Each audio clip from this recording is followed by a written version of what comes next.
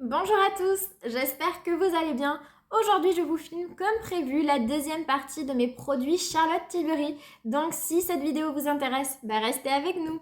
Allez, c'est parti. On commence par la base, hein. Donc la Hollywood Flawless Filter, puisque j'ai toujours pas de base en fait de Charlotte Tilbury. Donc je vous ai déjà fait la revue de ce produit lors de la précédente vidéo. Donc hop, je l'applique comme la première fois. Hop, en tant que base lumineuse, j'en applique sur tout le visage et je vais étaler tout ça avec mes doigts.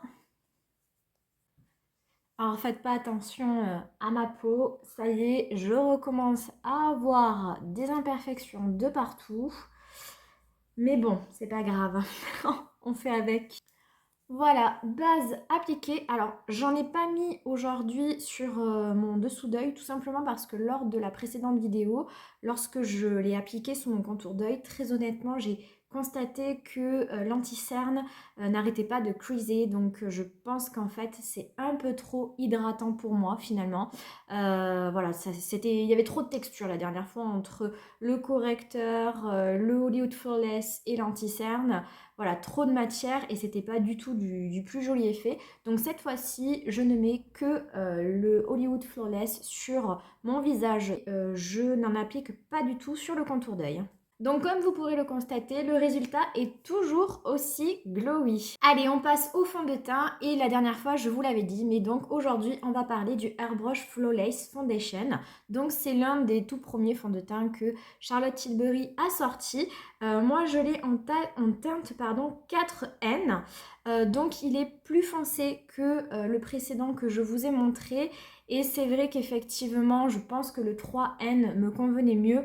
Mais bon, c'est pas grave, celui-ci justement va mieux aller pour les jours qui arrivent, pour l'été, pour les beaux jours. Donc ce n'est pas forcément un souci. Les packaging chez Charlotte Tilbury, c'est toujours hyper joli, hyper classe. Ça, c'est clair que Charlotte Tilbury, on ne peut pas lui enlever. Souvent, les packaging sont hyper jolis. Donc je vais appliquer mon fond de teint avec mon éponge comme d'habitude. Contrairement à l'autre fond de teint que je vous avais présenté, que je ne pouvais appliquer qu'avec mes doigts, sinon il n'était pas du tout du plus joli effet. Celui-ci, j'ai aucun problème, je peux l'appliquer avec mon éponge, ce n'est pas du tout un souci. Allez, j'y vais, je l'applique. Alors, c'est une texture qui est quand même assez fluide. Hop, et on y va, j'applique le produit. Alors, c'est vrai que très honnêtement, même si il est noté que la teinte est neutre, donc la 4N, je trouve pour ma part que la teinte est quand même relativement jaune.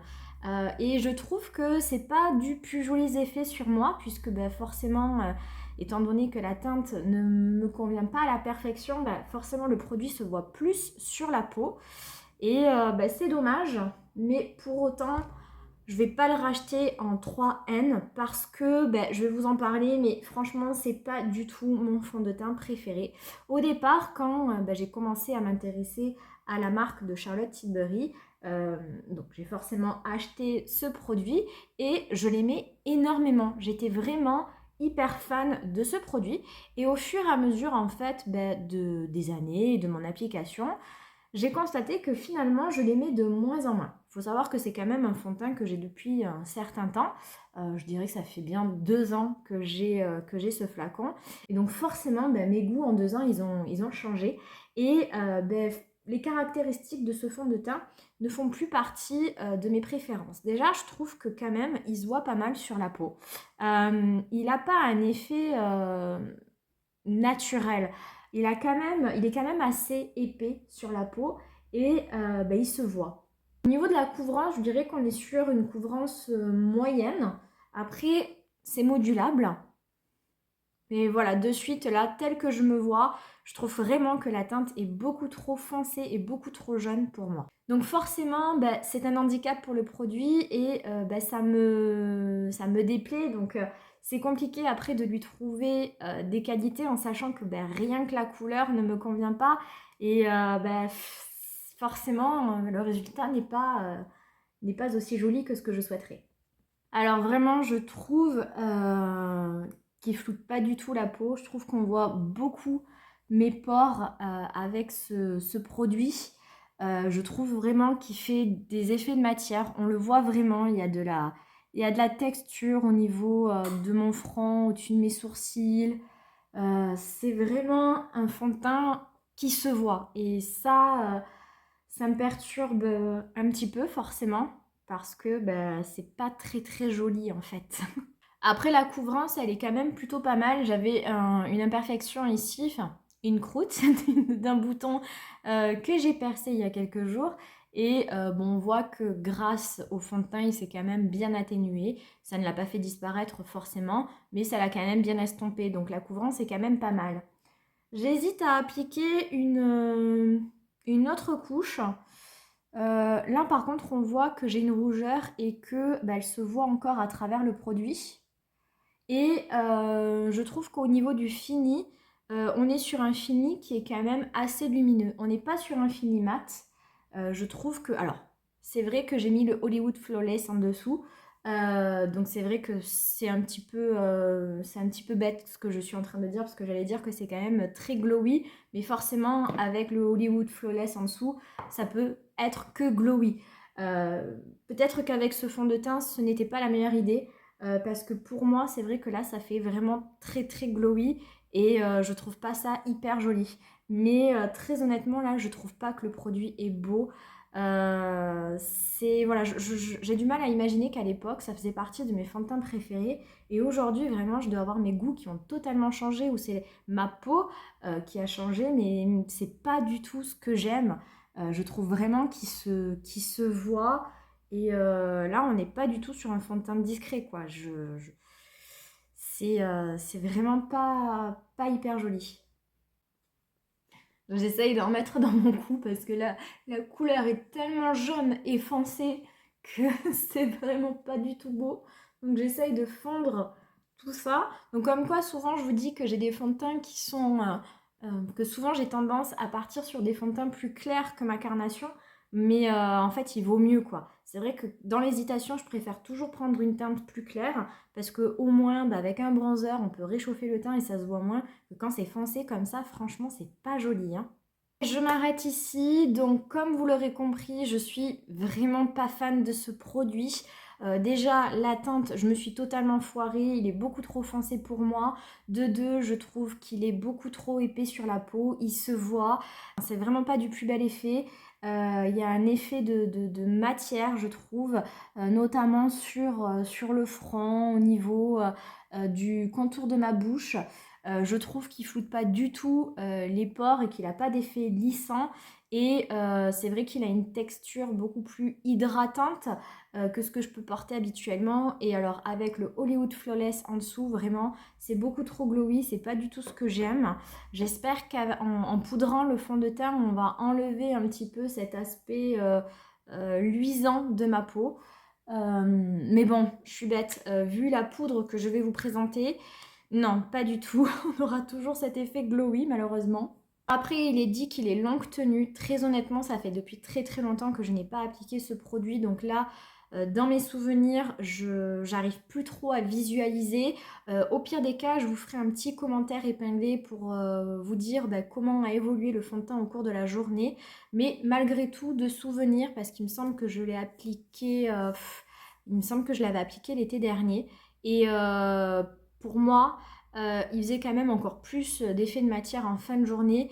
Donc je suis pas forcément trop sûre du longue tenue. Mais voilà, rien de certain. Je vous mettrai un petit commentaire dans la description ou en commentaire épinglé pour vous dire comment il a évolué au fur et à mesure de la journée. Alors, on va continuer avec le produit contouring dont je vous avais parlé, donc le Hollywood Contour Wand Easy Contour que j'ai en teinte fer médium. Donc aujourd'hui, on va utiliser ce produit, donc c'est pour ça que je ne vais pas poudrer de suite mon teint, pardon. Alors, c'est exactement comme l'highlighter et le blush que je vous avais montré dans ma précédente vidéo. Donc, c'est exactement le même packaging, sauf que vous voyez là, je l'ai mal fermé et il est tout cracra. C'est l'inconvénient donc de ces packaging et je vous disais déjà ça lors de la précédente vidéo. Ces packaging ne sont vraiment pas pratiques. Alors, je vous conseille de faire très attention à l'application. Ce produit est extrêmement pigmenté, donc n'y allez pas en faisant un gros trait, sinon vous allez faire des catastrophes.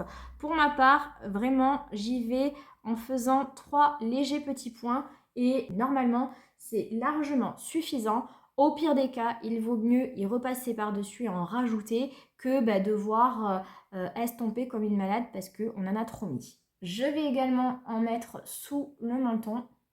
Et je prends mon pinceau Zoeva, donc le 102, et je vais venir estomper et étaler tout ça.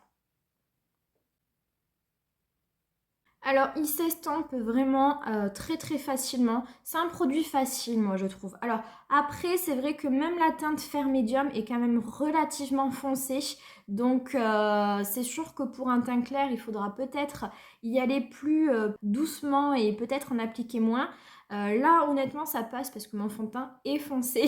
Donc, forcément, ils se font beaucoup mieux. Mais quand j'ai un fond de teint qui est à ma teinte, c'est vrai qu'il se voit beaucoup plus que ça. Donc hop, je l'estompe. Donc par contre, vous pourrez remarquer la facilité d'application, même s'il est foncé. On a quand même très peu de risques de se faire des grosses taches parce que si on le travaille bien et qu'on l'estompe bien, il se diffuse très bien dans la peau et il n'y a pas de raison qu'on fasse des catastrophes. Alors je trouve quand même que pour un produit de contouring, il est plutôt chaud. Je trouve que par exemple, le produit contouring de Milk que j'ai, il est beaucoup plus froid. Là, on est quand même, je trouve, sur une teinte relativement chaude. Donc après, c'est pas pour me déplaire. Moi, personnellement, aujourd'hui, on va appliquer un bronzer en poudre, mais en temps normal, je l'utilise seul, ce contouring. Je remets pas un bronzer par-dessus. Donc voilà pour le produit contouring. Alors c'est vrai que là je trouve qu'il se voit beaucoup moins que d'habitude, tout simplement parce que le fond de teint est foncé et donc forcément il y a moins cet écart de couleur et on voit moins le produit. Mais en règle générale, il fait quand même très bien son job, il fait bien le contouring, il fait même un effet bronzer.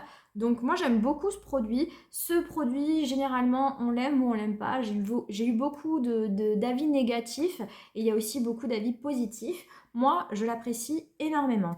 Je viens de me rendre compte que j'ai oublié d'appliquer mon anti-cerne, tout simplement parce qu'effectivement, c'est un produit que je vous ai déjà montré. Donc, c'est encore une fois le Beautiful Skin Radiant Concealer. Donc, je ne vais pas vous refaire la revue de ce produit. Mais bon, c'est quand même la fin de semaine, donc on va essayer de camoufler les cernes parce qu'elles sont quand même bien présentes. Donc, j'y vais, je l'applique. Alors forcément là on a un bel écart de couleur parce que entre le fond de teint qui est hyper foncé, ça fait contraste, puisque là l'anti-cerne je l'ai en 5. Alors certes, mais vous voyez il est quand même moins foncé que le fond de teint qui était pourtant en 4N. Donc il faut quand même faire attention au niveau des teintes parce qu'il n'y a pas forcément de cohérence entre les produits. Là on est sur un 4N, là on est sur un 5N et honnêtement je trouve que le fond de teint était beaucoup plus foncé que l'anti-cerne. Donc je vais l'étaler, l'estomper avec ma Beauty Blender. Et ça va quand même beaucoup mieux, dis donc. Donc heureusement qu'on a mis l'anti-cerne parce que là, je me disais vraiment, mais dis donc Lisa, t'as l'air bien fatiguée. Mais oui, j'avais oublié de mettre l'anti-cerne, donc c'est normal. Alors faites pas attention si vous trouvez que ma paupière est un petit peu plus tombante que d'habitude. En fait, j'ai eu un bouton ici, juste en dessous du sourcil. Et en fait, comme ça a gonflé, ça m'a fait baisser, ça m'a fait tomber en fait la paupière. Donc là, c'est en train de se rétablir parce que ça y est, le bouton est en fin de vie. Mais je sais, ça me faisait une tête un peu de Quasimodo. Mais là, c'est en train de s'améliorer. Sinon, de toute façon, j'aurais pas filmé si c'était pas en amélioration. Alors, je vais appliquer maintenant donc ma poudre Airbrush Brightening Flawless Finish.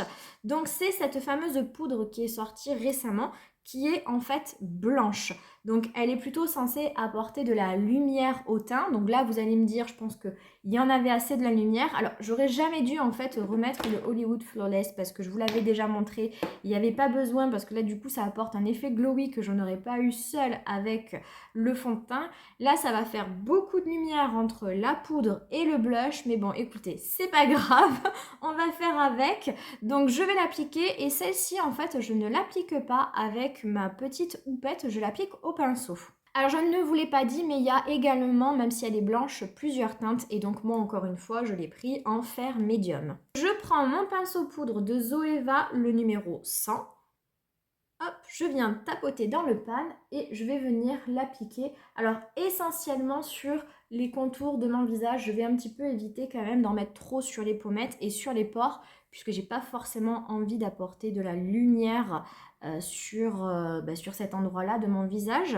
Sinon, ça va faire encore plus apparaître ces dernières. Alors je vais être totalement honnête avec vous. Cette poudre, j'ai entendu beaucoup de personnes en dire du bien et ça m'a donné envie, mais très honnêtement, je suis pas du tout impressionnée par le produit. Alors, en règle générale, de toute façon, les poudres de Charlotte Tilbury ne sont pas du tout mes préférées. Même l'original, hein, celle qui n'est pas blanche, ne m'impressionne pas du tout, alors que je sais que c'est un favori pour beaucoup de personnes. Pour moi, elle n'est pas assez matifiante et je trouve pas non plus qu'elle soit si miraculeuse au niveau du floutage des pores et au niveau du lissage de la peau. Donc, je dirais pas du tout que c'est un chouchou. Par contre, elle marche plutôt bien sur le contour d'œil. Moi, je ne poudre jamais mon contour d'œil parce que je n'aime pas ça. Mais très honnêtement, quand je dois le faire, c'est avec cette poudre-là parce que c'est quand même avec celle-ci que cela se passe le mieux. Bon, après, j'exagère quand même. Là, elle a eu quand même un effet matifiant tout en apportant un petit peu quand même de lumière sur le teint. Très honnêtement, elle a estompé quand même cet effet trop glowy, peau luisante qu'avait apporté le Hollywood Flawless, que beaucoup de personnes apprécient, hein, je critique pas, hein, c'est juste que moi, c'est pas ce que je préfère. Je préfère vraiment mettre le Hollywood Flawless en fait sur mes pommettes, sur l'arête du nez, là où on est censé mettre de l'highlighter, plutôt que d'en mettre partout en base lumineuse. Ça, j'aime moins. Et c'est vrai que la poudre, même si elle est quand même lumineuse, elle est venue quand même éteindre un peu cet aspect trop glowy, trop peu luisante. Donc, c'est quand même beaucoup mieux. Et je vais en appliquer sous mon contour d'œil. Donc, j'utilise mon pinceau Otrera qui est donc double embout. Et je vais venir donc en mettre sous mon contour d'œil sur mon anti-cerne. Et j'essaye d'en mettre pas de trop, parce que je veux pas non plus faire un effet trop sec sur mon contour d'œil. Voilà pour la poudre. Donc je ne sais pas si vous verrez. Donc ça a quand même bien flouté les pores.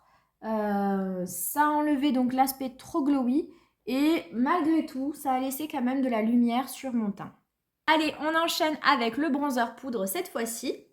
Et donc, c'est le Airbrush Bronzer. Donc, on peut le dire, le packaging est vraiment magnifique. C'est en forme de coquillage, c'est hyper joli et c'est hyper énorme comme packaging. Ça prend toute la largeur de ma main. Donc, c'est pas ce qu'il y a de plus discret et c'est pas ce qu'il y a de moins imposant quand on part en vacances ou qu'on veut le mettre dans sa trousse de toilette. Après, c'est quand même relativement plat, donc ça va. Mais c'est vraiment super joli. Donc je l'ai beaucoup utilisé, il commence à être bien creusé. Et en fait, ce produit, on n'est pas obligé de racheter tout le packaging, on peut juste acheter la recharge, ce qui permet de faire quelques économies. Donc ça peut être pratique également. Donc je vais l'appliquer avec mon pinceau d'Otrera. Et donc ouais, le produit c'est quand même bien creusé. Et donc moi je ne vous l'ai pas dit, mais je l'ai pris en teinte 2. Hop! Alors on y va et je viens tout simplement le mettre par-dessus le contouring de Charlotte Tilbury qu'on vient d'appliquer. Donc c'est un bronzer que beaucoup de personnes apprécient énormément et je fais partie aussi de cette catégorie de personnes. J'aime beaucoup ce bronzer qui est très joli. Alors je vais changer de pinceau, je prends le BH Cosmétique parce que je trouve qu'avec le Otrera, ça marche pas terriblement bien. Donc je prends plutôt celui-ci qui est plus compact au niveau de l'épaisseur du pinceau. Hop, et je viens l'appliquer. Ouais, c'est beaucoup mieux. Je trouvais que ça prélevait pas bien de la poudre avec le pinceau Otrera. Et du coup, forcément, ça se voyait pas énormément à l'application. Là, c'est quand même beaucoup mieux. Alors je trouve la teinte très jolie. Elle est assez chaude par contre, mais pour cet été ça sera super. Ça donne vraiment un effet bonne mine qui est très appréciable. Il est vraiment magnifique. Beaucoup de personnes l'apprécient, hein. Je sais qu'il fait vraiment partie des favoris de beaucoup d'entre nous. Et à juste titre, il le mérite parce que vraiment, il est super, super joli. Donc comme vous pouvez le voir, il s'applique hyper facilement. Il s'estompe avec énormément de facilité. La teinte est vraiment très, très, très jolie. Il vient bien réchauffer le teint avec un effet vraiment allé qui est très, très joli. Donc vraiment super. Donc voilà pour l'application du produit. Donc je ne sais pas ce que vous en pensez, mais moi je trouve ça vraiment très très joli. Là on a vraiment un effet bonne mine entre le fond de teint qui est trop foncé et le bronzer qui se voit bien. Je trouve ça vraiment très très beau. Donc vraiment ce bronzer pour moi c'est un incontournable, c'est un chouchou. Je l'adore. En plus du packaging qui est incroyable, le produit est vraiment top. Donc je vous le conseille vivement. Allez, on va passer au blush et cette fois-ci, j'utilise donc le Beauty Light Wand, mais version blush, donc c'est le Glow Gasm en teinte Pink Gasm. Donc c'est les premiers blushs qui étaient sortis sous ce format-là, en même temps en fait que le Contour Wand et celui qui est sous ce format-là aussi, mais en highlighter. Et ce blush est beaucoup plus lumineux, enfin il est lumineux contrairement à ceux qu'elle a sortis plus récemment.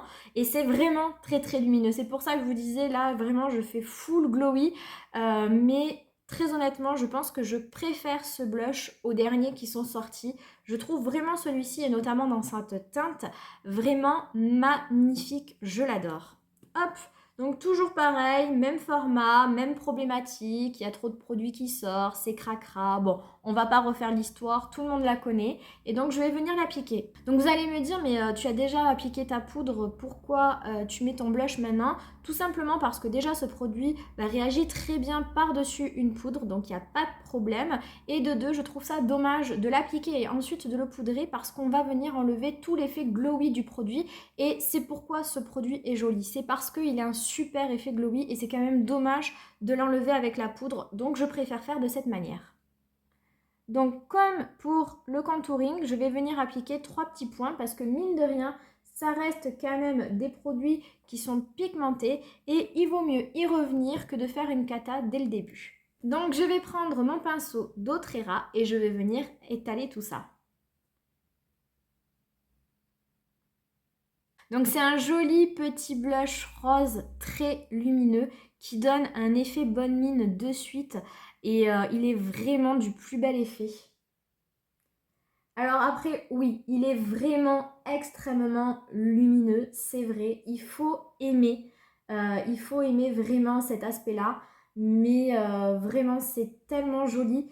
Alors après, bon, vous faites comme vous voulez, hein, si vous voulez appliquer de l'highlighter par-dessus pour accentuer encore plus le côté glowy, libre à vous. Mais effectivement, vous pouvez vous contenter uniquement de l'application de ce blush. Ça sera aussi largement suffisant. Donc vous voyez déjà, rien qu'avec une première application, je trouve ça déjà très joliment pigmenté, très très beau. Après moi j'aime quand c'est très très blushé, donc je vais venir en rajouter encore. Mais très honnêtement, on pourrait s'arrêter là, ça serait suffisant.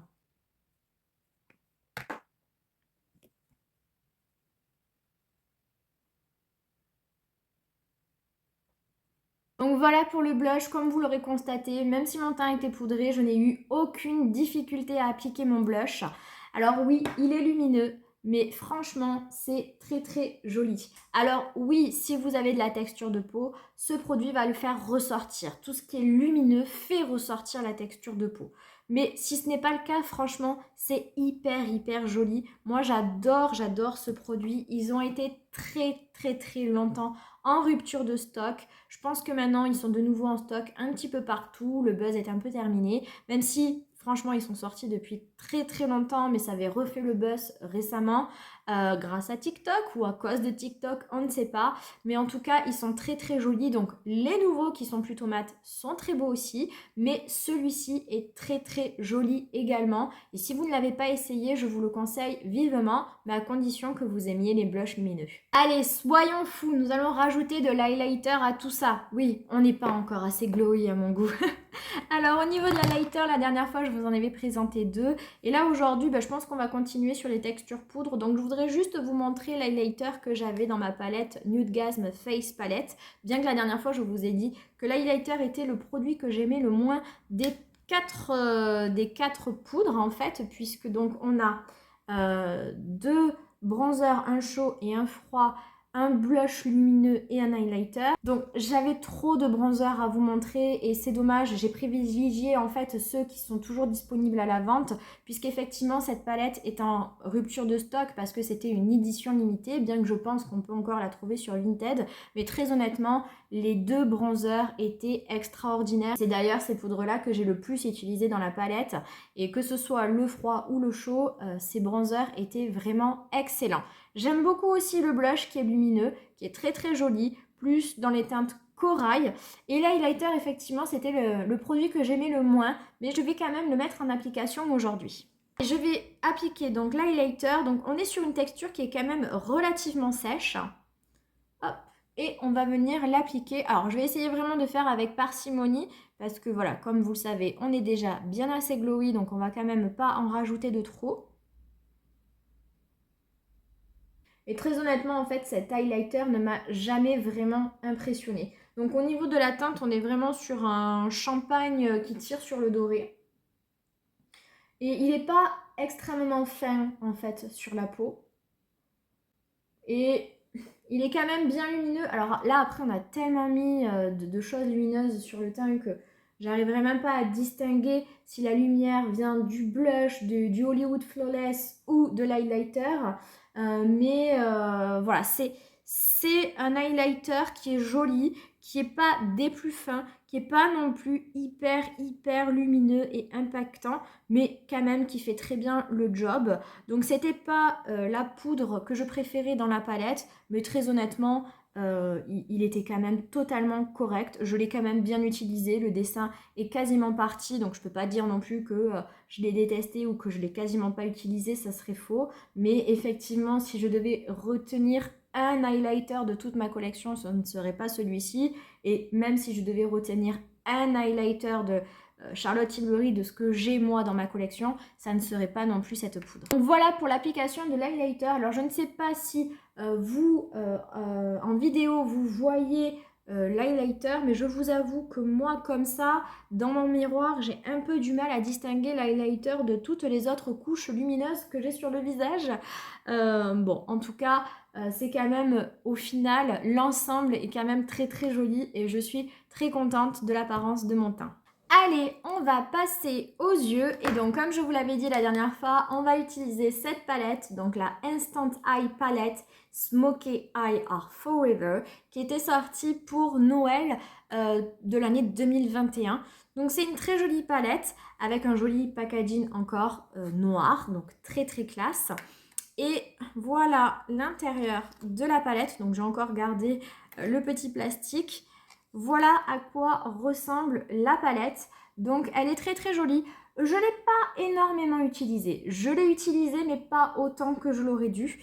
Elle est vraiment très très jolie. Dès que je l'ai vue, j'ai eu un coup de cœur. Mais c'est vrai que je pense préférer la palette de Noël d'avant. Donc Noël 2020. Ça passe tellement vite le temps. Mais quand même celle-ci est très très jolie. Donc je pense qu'on va partir sur plutôt le violet et les deux couleurs ici qui sont vraiment mes préférées. Donc le joli champagne hyper pailleté, mais un pailleté vraiment très subtil, très délicat, très fin.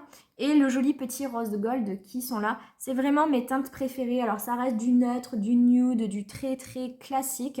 Mais je suis comme ça. C'est mes couleurs préférées. Et voilà, c'est ainsi. Je vais commencer et je vais faire mon creux de paupière avec ce joli petit marron froid que je vais donc appliquer dans mon creux de paupière. Donc les mats de Charlotte Tilbury se travaillent extrêmement facilement. Il n'y a vraiment aucune difficulté à travailler ces fards. Ils ne sont pas trop pigmentés, mais on peut vraiment les moduler et arriver à une pigmentation hyper correcte. Mais voilà, c'est pas par exemple ceux de Pat McGrath qui sont très très pigmentés et qui vont être délicats et difficiles à estomper. Là non, on peut y aller tranquillement et y aller progressivement au niveau de l'application de son fard et de son estompage. Alors voilà pour l'application donc du fard en creux de paupière. On va passer au coin externe et cette fois-ci je vais utiliser le marron qui est plus foncé, qui est juste là, un petit peu plus chaud malgré tout. Alors celui-ci, il est un petit peu plus compliqué à l'application parce que je trouve qu'on a plus de difficultés à le prélever sur le pinceau. Et même, il est plus compliqué en fait à l'application et à l'estampage, donc il faut quand même faire attention avec celui-ci. Malgré tout, il est très très joli et il fait très très bien le travail, donc il n'y a pas non plus de problème. Alors ensuite, avec un pinceau que j'avais eu dans une palette Tarte, mais que j'aime beaucoup, avec le petit embout, je vais venir appliquer le joli petit violet qu'il y a ici. Et je vais l'appliquer sur le milieu de mon œil. Alors c'est un très très joli fard qui est très fin sur la peau. En fait, les fards de Charlotte Tilbury, moi c'est comme ça que je les nommerai. C'est en fait de la finesse. Ils sont pas hyper pailletés, hyper impactants, mais ils sont très subtils, très délicats et ça reste vraiment très très joli. Moi je trouve vraiment que ça fait un effet glamour en fait et j'adore. Donc voilà pour ce petit fard violet. Je vais venir ensuite donc appliquer le joli petit rose gold qu'il y a juste ici. Toujours pareil avec mon même pinceau. Alors celui-ci il est beaucoup plus pailleté, beaucoup plus lumineux je dirais. J'aime beaucoup ce petit rose gold qui est vraiment très très mignon. Je vais ensuite appliquer le joli petit champagne très très pailleté qui est ici en coin interne de mon œil. Celui-ci, c'est vraiment pour moi le plus beau de la palette parce que c'est vraiment celui qui est le plus pailleté, le plus impactant. Il est vraiment très très beau. Je pense que celui-ci est tellement joli qu'on va venir essayer de l'appliquer au centre de ma paupière. Pour donner un petit côté lumineux en plus.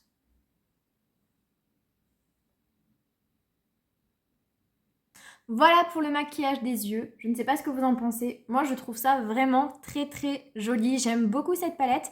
Je vais appliquer mon eyeliner et mon mascara et je reviens. Voilà pour l'application de l'eyeliner et du mascara. Alors j'ai utilisé l'eyeliner de NYX, l'Epic Liner comme d'habitude et je pense que ça y est, nous sommes en fin de vie de cet eyeliner puisque ce fut une catastrophe et mon eyeliner est horrible donc je pense qu'il est temps de lui dire au revoir et on va passer au R&M Beauty, ça me permettra de l'appliquer parce que là vraiment ce fut un carnage et c'est horrible. Pour le mascara, j'ai réutilisé le petit échantillon de Gucci. Et toujours pareil, je n'aime toujours pas, il fait vraiment trop... en fait, il fait que de la longueur, il donne pas du tout de volume, donc ça me fait vraiment un effet de 3 cils en bataille. Mais bon, c'est pas grave. Allez, on va passer aux lèvres et donc je vais utiliser le rouge à lèvres de Charlotte Tilbury. Forcément, c'est une vidéo Charlotte Tilbury, mais je vous l'avais déjà présenté lors de ma précédente vidéo, donc c'est le Wedding Bell. Donc dans ce toujours magnifique packaging avec des strass. Et voilà à quoi il ressemble. Donc c'est un rouge à lèvres que j'ai beaucoup utilisé parce que je l'adore. C'est un joli petit rose. Hop, voilà à quoi il ressemble. Il est vraiment très très beau. Et donc je vais l'appliquer. Allez, je finis. La dernière fois, j'ai complètement oublié de vous en parler, mais j'ai également le spray fixateur de Charlotte Tilbury, le Airbrush Flawless Setting Spray. C'est l'un de mes sprays favoris avec celui de Urban Decay, je pense. Il est vraiment vraiment top. Il permet vraiment de mélanger les matières entre elles, de faire fondre toutes les textures et il est vraiment très très beau. Après, c'est un spray qui forcément coûte un petit peu d'argent. Et c'est vrai que pour un spray, c'est toujours délicat de mettre autant parce que forcément, ça ne fait pas rêver les sprays.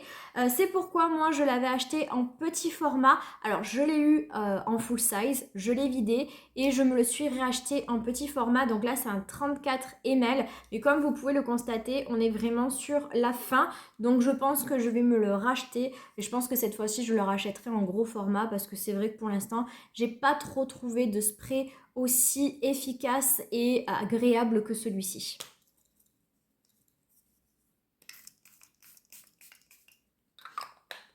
Alors déjà, il sent super bon. Il a un parfum vraiment qui est très frais, qui est très agréable.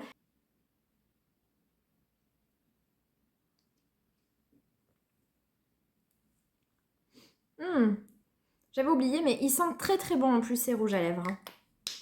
Voilà pour le résultat. J'adore ce rouge à lèvres. Je crois que c'est ma teinte préférée de tous mes Charlotte Tilbury. J'adore Wedding Bell, je trouve ça hyper beau. Je pense vraiment que c'est ma teinte préférée de tous mes rouges à lèvres Charlotte Tilbury. J'adore les rouges à lèvres roses et là c'est vraiment un joli petit rose nude. Voilà pour le résultat final, je ne sais pas ce que vous en pensez, moi j'adore. Vraiment le maquillage Charlotte Tilbury, je trouve ça d'une extrême délicatesse, très glamour, très fin. C'est super beau, j'aime quasiment tous les produits que j'ai utilisés aujourd'hui. Donc comme d'habitude, je vais mettre ma frange et je reviens. Au niveau de la brume, elle est quand même très très fine. Elle mouille un peu, mais ça reste totalement acceptable. Voilà pour ce maquillage, je ne sais pas ce que vous en pensez, mais moi je trouve ça vraiment très très joli. Donc je vais mettre ma frange et je reviens pour la conclusion. Et voilà pour le résultat final. Moi, je trouve ça vraiment très très joli. Alors, c'est vrai que là, ça fait un teint hyper glowy, mais franchement, c'est très très joli. Je suis vraiment bluffée par le maquillage des yeux. Moi, j'adore cette palette et notamment par le petit champagne lumineux pailleté qui vraiment est venu rendre le maquillage des yeux hyper joli, hyper glamour. Concernant le teint qu'au départ, je n'aimais pas beaucoup parce que je n'aime pas trop le fond de teint et qu'il était beaucoup trop foncé pour moi, je trouve que avec tous les autres produits, finalement, tout est venu bien s'harmoniser et on voit beaucoup moins que mon teint est plus foncé que mon cou notamment. Sinon, j'aime vraiment tous les produits. Le blush est magnifique. Moi, c'est ce que je vois le plus là sur mon teint. C'est le blush qui est vraiment trop beau. Et très lumineux, c'est vrai, mais trop beau. Le rouge à lèvres, c'est vraiment un coup de cœur. C'est ma teinte préférée de Charlotte Tilbury. Je le trouve hyper joli. Et bon, l'highlighter, je vais être honnête avec vous, je le trouve pas incroyable et je le vois pas non plus énormément. Les bronzers sont magnifiques. Donc vraiment, l'ensemble est trop beau. Je suis ravie. Je pense que je vais demander à aller au restaurant ce soir pour pouvoir mettre en valeur ce joli maquillage. Voilà, bah écoutez, sur ce, j'espère que cette dernière partie de vidéo sur mes produits de Charlotte Tilbury vous auront plu. Bah, si c'est le cas, n'hésitez pas à liker la vidéo, à vous abonner si mon contenu vous plaît et à me laisser un petit commentaire si ça vous fait plaisir parce que moi, ça me fait plaisir. Et puis sur ce, bah, je vous souhaite une bonne journée ou une bonne soirée et je vous dis à très vite. Ciao!